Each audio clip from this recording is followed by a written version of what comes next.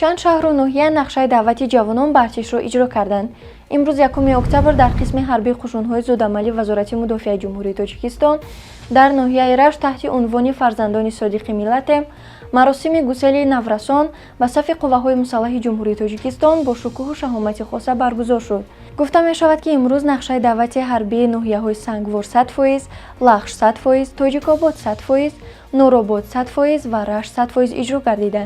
дар натиҷа ноҳияҳои минтақаи Рашт нақшаи даъвати тирамоҳиро дар рӯзи якум маъракаи даъват 100% иҷро гардиданд. бояд зикр намуд ки вилояти мухтори Кӯстони Бадахшон низ нақшаи даъвати тирамоҳии ҷавонон ба сафи қувваҳои мусаллаҳи ҷумҳурии Тоҷикистонро 100% иҷро намудааст. дирӯз шаҳри Бухтар вилояти Хатлон ҳам аз иҷрои нақшаи даъвати ҷавонон ба сафи қувваҳои мусаллаҳи ҷумҳурии Тоҷикистон мужда дода буд. Парди Фенҳаб ҳангоми дарди сар, дарди буғум ва дандонҳо тавсия дода мешавад. Парди Фен аз ширкати Вегафарм. Парди Фенҳабро аз дорухона пурсон шавед. дар шабакаҳои иҷтимоӣ оила тиҷӣ обуна шавед.